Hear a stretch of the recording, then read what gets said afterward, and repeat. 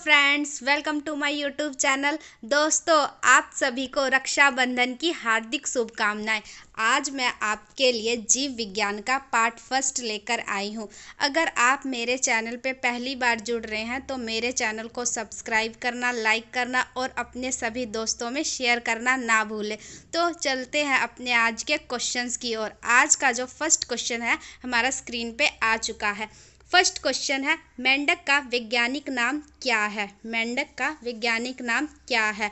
Options दिए गए हैं, Homo sapiens, Pisum sativum, Rana tigrina, Felis domestica. Answer करिए, मेंढक का वैज्ञानिक नाम क्या है? मेंढक का वैज्ञानिक नाम क्या है? आंसर है राना टिग्राना, राना टिग्रीना। मेंढक का वैज्ञानिक नाम राना टिग्रीना है। होमो सेपियंस किसका वैज्ञानिक नाम है? होमो सेपियन जो है मनुष्य का वैज्ञानिक नाम है। पाइसम सैटिवम मटर का वैज्ञानिक नाम है। फेलिस डोमेस्टिका बिल्ली का वैज्ञानिक नाम है। फेलिस डोमेस्टिका बिल्ली का वैज्ञानिक नाम है। मेंढक का वैज्ञानिक नाम राना टिग्रीना है। C option is right. तो बढ़ते हैं नेक्स्ट क्वेश्चन की ओर। नेक्स्ट क्वेश्चन हमारा है, फादर ऑफ टैक्सोनॉमी किसे कहा जाता है? फादर ऑफ टैक्सोनॉमी किसे कहा जाता है? ऑप्शंस दिए गए हैं, कैरोलस लीनियस, अरस्तु, लैमार्क, रॉबर्ट हुक। आंसर करिए, फादर ऑफ टैक्सोनॉमी किसे कहा जाता है? आंसर है हमारा कैरोलस लीनियस को। Father of taxonomy Carolus Linnaeus को कहा जाता है। A option is right. बढ़ते हैं नेक्स्ट क्वेश्चन की ओर। नेक्स्ट क्वेश्चन है हमारा, कोशिका के अंतर्गत कोशिका के अध्ययन को क्या कहते हैं? कोशिका के अध्ययन को क्या कहते हैं? ऑप्शंस है, cytology, phycology, pomology, mycology. Answer करिए, कोशिका के अध्ययन को क्या कहते हैं? कोशिका के अध्ययन को क्या कहते हैं? कोशिका के अध्ययन को साइटोलॉजी कहते हैं। कोशिका के अध्ययन को साइटोलॉजी कहते हैं। A option is right. तो फाइकोलॉजी किसके अध्ययन को कहते हैं? फाइकोलॉजी शैवालों के अध्ययन को कहते हैं। फाइकोलॉजी शैवालों के अध्ययन को कहते हैं। फाइकोलॉजी के अंतर्गत शैवालों का अध्ययन किया जाता है। पोमोलॉजी के अंतर्गत फलों का अध्ययन किया जाता है। पोमोलॉजी के अंतर्गत फलों का अध्ययन किया जाता है। और माइकोलॉजी के अंतर्गत कवकों का अध्ययन किया जाता है। माइकोलॉजी के अंतर्गत कवकों का अध्ययन किया जाता है। कोशिका का अध्ययन cytology. A option is right. कोशिका का अध्ययन साइटोलॉजी के अंतर्गत करते हैं। नेक्स्ट क्वेश्चन की ओर बढ़ते हैं। नेक्स्ट क्वेश्चन हमारा है, कोशिका सिद्धांत का प्रतिपादन किस वैज्ञानिक ने किया? कोशिका सिद्धांत का प्रतिपादन किस वैज्ञानिक ने किया? ऑप्शंस दिए गए हैं, मैथियस स्लाइडेन, थियोडोर श्वान, अल्टमैन। ए और बी दोनों। आंसर करिए, कोशिका सिद्धांत का प्रतिपादन किस वैज्ञानिक ने किया है? कोशिका सिद्धांत का प्रतिपादन जो है मैथियस स्लाइडेन और थियोडोर दोनों साइंटिस्ट ने किया है। आंसर हो जाएगा डी ऑप्शन इज राइट। तो बढ़ते हैं नेक्स्ट क्वेश्चन की ओर। नेक्स्ट क्वेश्चन हमारा है, सबसे छोटी जीवित कोशिका कौन सी है? सबसे छोटी जीवित कोशिका कौन सी है? ऑप्शंस दिए गए हैं, माइकोप्लाज्मा, माइटोकॉन्ड्रिया, राइबोसोम, लाइसोसोम। सबसे छोटी जीवित कोशिका बताना है। सबसे छोटी जीवित कोशिका कौन सी है? Mycoplasma, mycoplasma. A option is right. सबसे छोटी जीवित कोशिका माइकोप्लाज्मा है। बढ़ते हैं नेक्स्ट क्वेश्चन की ओर। नेक्स्ट क्वेश्चन देखिए, प्लेटलेट्स की मृत्यु किस में होती है? प्लेटलेट्स की मृत्यु किस में होती है? ऑप्शंस दिए गए हैं, यकृत, अग्नाशय, प्लीहा। इनमें से कोई नहीं। आंसर बताइए, प्लेटलेट्स की मृत्यु किस में होती है? प्लेटलेट्स की मृत्यु प्लीहा में होती है। प्लेटलेट्स की मृत्यु प्लीहा में होती है। C option is right. तो बढ़ते हैं नेक्स्ट क्वेश्चन की ओर। नेक्स्ट क्वेश्चन देखिए, मानव मूत्र का पीएच मान कितना होता है? मानव मूत्र का पीएच मान कितना होता है?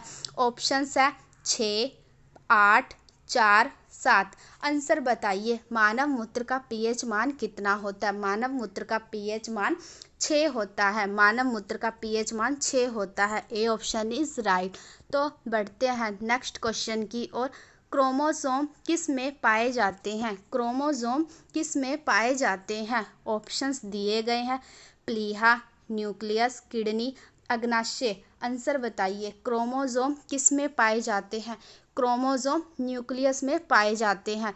क्रोमोसोम न्यूक्लियस में पाए जाते हैं। B option is right. तो बढ़ते हैं नेक्स्ट क्वेश्चन की ओर। नेक्स्ट क्वेश्चन हमारा है, पौधों की लंबाई में वृद्धि के लिए किसकी आवश्यकता नहीं होती है? पौधों की लंबाई में वृद्धि के लिए किसकी आवश्यकता नहीं होती है? आंसर बताइए। ऑप्शंस दिए गए हैं, सोडियम, कैल्शियम, फास्फोरस, नाइट्रोजन। बताइए आंसर। पौधों की लंबाई में वृद्धि के लिए किसकी आवश्यकता नहीं होती है? पौधों की लंबाई में वृद्धि के लिए किसकी आवश्यकता नहीं होती है? आंसर करिए। किसकी आवश्यकता नहीं होती है? सोडियम की। A option is right. Guys, मेरी वीडियो को आप अंत तक ज़रूर देखिएगा। अगर आपको मेरी वीडियो अच्छी लगे तो मेरे चैनल को सब्सक्राइब और लाइक ज़रूर करिएगा। बढ़ते हैं नेक्स्ट क्वेश्चन की ओर। नेक्स्ट क्वेश्चन हमारा है, एफ्लाटॉक्सिन नामक विष में उत्पन्न किया जाता है। एफ्लाटॉक्सिन नामक विष में उत्पन्न किया जाता है। ऑप्शंस दिए गए हैं, प्रोटोजोआ द्वारा, विषाणु द्वारा, फंगस द्वारा, जीवाणु द्वारा। एफ्लाटॉक्सिन नामक विष में उत्पन्न होता है। एफ्लाटॉक्सिन नामक विष जो है फंगस के द्वारा उत्पन्न होता है। सी ऑप्शन इज हमारा राइट हो जाएगा। फंगस के द्वारा ही एफ्लाटॉक्सिन नामक विष जो है उत्पन्न होता है। देखिए नेक्स्ट क्वेश्चन हमारा है, उत्परिवर्तन का सिद्धांत किसने दिया था? उत्परिवर्तन का सिद्धांत किसने दिया था? ऑप्शंस दिए गए हैं, लैमार्क, डार्विन, डी ब्रिज, अरस्तु। आंसर बताइए। उत्परिवर्तन का सिद्धांत किसने दिया था? उत्परिवर्तन का सिद्धांत किसने दिया था? उत्परिवर्तन का सिद्धांत डी ब्रिज ने दिया था। सी ऑप्शन हमारा राइट हो जाएगा। तो नेक्स्ट क्वेश्चन देखिए। नेक्स्ट क्वेश्चन हमारा स्क्रीन पे, जीवन की उत्पत्ति के समय निम्न में से कौन सा स्वतंत्र अवस्था में नहीं पाया जाता था? जीवन की उत्पत्ति के समय में कौन स्वतंत्र अवस्था में नहीं पाया जाता था? आंसर करिए। ऑप्शंस दिए गए हैं, nitrogen, oxygen, carbon dioxide, methane. Answer करिए। जीवन की उत्पत्ति के समय निम्न में से कौन सा स्वतंत्र अवस्था में नहीं पाया जाता था? आंसर करिए। जीवन की उत्पत्ति के समय में कौन सा स्वतंत्र अवस्था में नहीं पाया जाता था? ऑक्सीजन। डी ऑप्शन हमारा राइट हो जाएगा। ऑक्सीजन जो है जीवन की उत्पत्ति के समय स्वतंत्र अवस्था में नहीं पाया गया था। तो नेक्स्ट क्वेश्चन देखिए। नेक्स्ट क्वेश्चन हमारा है, परिसंचरण तंत्र का अध्ययन सर्वप्रथम किसने किया था? रक्त परिसंचरण तंत्र का अध्ययन सर्वप्रथम किसने किया था? ऑप्शंस दिए गए हैं, ब्राउन, हार्वे, कार्ल लिनियस, इनमें से कोई नहीं।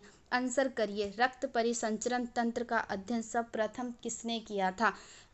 किसने किया था? विलियम हार्वे ने किया था। विलियम हार्वे ने किया था। बी ऑप्शन हमारा राइट हो जाएगा। तो बढ़ते हैं नेक्स्ट क्वेश्चन की ओर। नेक्स्ट क्वेश्चन देखिए, पेस मेकर का संबंध किससे है? पेस मेकर का संबंध किससे है? पेस मेकर का संबंध किससे है? ऑप्शंस दिए गए हैं, श्वसन क्रिया से, मूत्र बनने से, दिल के धड़कन के प्रारंभ से, उपरोक्त सभी। आंसर करिए। पेस मेकर का संबंध किससे है? दिल की धड़कन के प्रारंभ से। दिल की धड़कन से है पेस मेकर का संबंध। सी ऑप्शन हमारा राइट हो जाएगा। तो नेक्स्ट क्वेश्चन देखिए। नेक्स्ट क्वेश्चन हमारा है, मानव रक्त का शुद्धिकरण कहाँ होता है? मानव रक्त की शुद्धि कहाँ होती है? आंसर करिए। मानव रक्त की शुद्धि कहाँ होती है? ऑप्शंस दिए गए हैं, किडनी, यकृत, फेफड़ा, उपरोक्त सभी। आंसर करिए। मानव रक्त की शुद्धि कहाँ होती है? ऑप्शंस है, किडनी, यकृत, फेफड़ा, उपरोक्त सभी। आंसर करिए। मानव रक्त की शुद्धि उपरोक्त सभी। किडनी में भी होती है, यकृत में भी होती है, फेफड़ा में भी होती है। आंसर हो जाएगा हमारा डी, उपरोक्त सभी। देखिए नेक्स्ट क्वेश्चन देखिए। नेक्स्ट क्वेश्चन हमारा है, तंत्रिका तंत्र की लघुत्तम रचनात्मक तथा शरीर की क्रियात्मक इकाई कौन सी है? तंत्रिका तंत्र की लघुत्तम रचनात्मक और शरीर की क्रियात्मक इकाई कौन सी है? ऑप्शंस दिए गए हैं, न्यूरॉन, डेंड्रोन, एक्सॉन, इनमें से कोई नहीं। आंसर करिए। तंत्रिका तंत्र की लघुत्तम संरचनात्मक और क्रियात्मक इकाई कौन सी है? न्यूरॉन। ए ऑप्शन हमारा राइट हो जाएगा। तो नेक्स्ट क्वेश्चन देखिए। नेक्स्ट क्वेश्चन हमारा है, हैनले के लूप का संबंध किससे है? हैनले के लूप का संबंध किससे है? ऑप्शंस दिए गए हैं, प्रजनन तंत्र से, तंत्रिका तंत्र से, उत्सर्जन तंत्र से, बी और सी दोनों। आंसर करिए। हैनले के लूप का संबंध किससे है? उत्सर्जन तंत्र से। उत्सर्जन तंत्र से। सी ऑप्शन हमारा राइट हो जाएगा। हेनले का लूप का संबंध जो है उत्सर्जन तंत्र से है। नेक्स्ट क्वेश्चन देखिए, मानव शरीर में कोलेस्ट्रॉल का सामान्य स्तर क्या है? कोलेस्ट्रॉल का सामान्य स्तर बताना, मानव शरीर में कितना होता है? ऑप्शंस दिए गए हैं 140 से 180 mg, 120 से 180 mg, 80 से 120 mg, 120 से 80 mg। आंसर करिए, मानव शरीर में कोलेस्ट्रॉल का सामान्य स्तर क्या है? सामान्य स्तर बताना कोलेस्ट्रॉल का 140 से 180 mg होता है।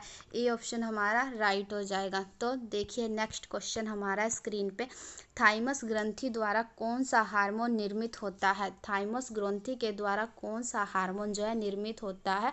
ऑप्शंस है thyroxine, cytokinin, thymoxine, none of this. Answer करिए, थाइमस ग्रंथि द्वारा कौन सा हार्मोन निर्मित होता है?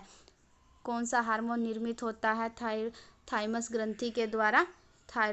थायोमोक्सिन हार्मोन जो है निर्मित होता है। थायोमोक्सिन हार्मोन जो है थाइमस ग्रंथि के द्वारा निर्मित होता है। नेक्स्ट क्वेश्चन देखिए, नेक्स्ट क्वेश्चन हमारा स्क्रीन पे, निम्न में से कौन सा हार्मोन एंटी डायूरेटिक है? निम्न में से कौन सा हार्मोन एंटी डायूरेटिक है? ऑप्शंस दिए गए हैं ऑक्सीटोसिन, वैसोप्रोसिन, कोर्टिसोन, उपरोक्त सभी। आंसर करिए, कौन सा हार्मोन जो है एंटी डायूरेटिक होता है? कौन सा हार्मोन एंटी डायूरेटिक होता है? वैसोप्रोसिन। कौन सा हार्मोन एंटी डायूरेटिक होता है? वैसोप्रोसिन। बी ऑप्शन हमारा बिल्कुल सही है। तो देखिए नेक्स्ट क्वेश्चन की ओर बढ़ते हैं। नेक्स्ट क्वेश्चन हमारा है, मानव शरीर में कौन सा पाचक एंजाइम नहीं है? मानव शरीर में कौन सा पाचक एंजाइम नहीं है? ऑप्शंस है pepsin, trypsin, ptyalin, gastrin. Answer करिए, मानव शरीर में कौन सा पाचक एंजाइम नहीं है? कौन सा पाचक एंजाइम नहीं है? गैस्ट्रिन। डी ऑप्शन हमारा बिल्कुल सही हो जाएगा। तो नेक्स्ट क्वेश्चन देखिए, नेक्स्ट क्वेश्चन है हमारा स्क्रीन पे, कोशिका की क्रियात्मक गतिविधियां नियंत्रित होती है? कोशिका की क्रियात्मक गतिविधियां नियंत्रित होती है। ऑप्शंस दिए गए हैं केंद्रक द्वारा, माइटोकॉन्ड्रिया द्वारा, जीव द्रव्य द्वारा, इनमें से कोई नहीं। गाइस आंसर करिए, कोशिका की क्रियात्मक गतिविधियां नियंत्रित होती है केंद्रक के द्वारा। आंसर हमारा होगा केंद्रक के द्वारा। ए ऑप्शन हमारा बिल्कुल सही है। तो बढ़ते हैं नेक्स्ट क्वेश्चन की ओर। नेक्स्ट क्वेश्चन हमारा है, मानव शरीर में सबसे छोटी ग्रंथि कौन सी है? मानव शरीर में सबसे छोटी ग्रंथि कौन सी है? ऑप्शंस दिए गए हैं प्यूटरी ग्रंथि, अधिवृक्क ग्रंथि, थाइमस ग्रंथि, अफ्टू ग्रंथि। तो आंसर करिए, मानव शरीर में सबसे छोटी ग्रंथि कौन सी है? मानव शरीर में सबसे छोटी ग्रंथि प्यूटरी ग्रंथि है। कौन सी ग्रंथि है? प्यूटरी ग्रंथि। ए ऑप्शन हमारा बिल्कुल सही हो जाएगा। आप मेरी वीडियो को अंत तक ज़रूर देखिएगा। अगर आपको मेरी वीडियो अच्छी लगे तो मेरी वीडियो को अपने सभी दोस्तों में शेयर करना ना भूलिएगा। तो देखिए गाइस, नेक्स्ट क्वेश्चन हमारा है, कोशिका की आत्महत्या की थैली किसे कहते हैं? कोशिका की आत्महत्या की थैली किसे कहते हैं? ऑप्शंस दिए गए हैं राइबोसोम, गोल्जी काय, लाइसोसोम, न्यूक्लियोसोम। आंसर करिए, कोशिका की आत्महत्या की थैली किसे कहते हैं? कोशिका की आत्महत्या की थैली किसे कहते हैं? कोशिका की आत्महत्या की थैली किसे कहते हैं? लाइसोसोम को। किसे कहते हैं? लाइसोसोम को। आत्महत्या की थैली लाइसोसोम को कहते हैं। सी ऑप्शन हमारा बिल्कुल सही है। तो दोस्तों देखिए, आज की वीडियो का लास्ट क्वेश्चन देखिए हमारा स्क्रीन पे आ चुका है। लास्ट क्वेश्चन हमारा है, कोशिका का पावर हाउस किसे कहा जाता है? कोशिका का पावर हाउस किसे कहा जाता है? कोशिका का पावर हाउस किसे कहा जाता है? ऑप्शंस दिए गए हैं माइटोकॉन्ड्रिया, कोशिका केंद्रक, लाइसोसोम, इनमें से कोई नहीं। आंसर करिए, कोशिका का पावर हाउस किसे कहा जाता है? माइटोकॉन्ड्रिया का। किससे कहा जाता है कोशिका का पावर हाउस? माइटोकॉन्ड्रिया का। ए ऑप्शन मेरा हमारा बिल्कुल सही हो जाएगा। कोशिका का पावर हाउस माइटोकॉन्ड्रिया को कहते हैं। तो गाइस, इसी के साथ मैं आपसे फिर मिलूंगी नेक्स्ट वीडियो में बायोलॉजी के पार्ट 2 के साथ।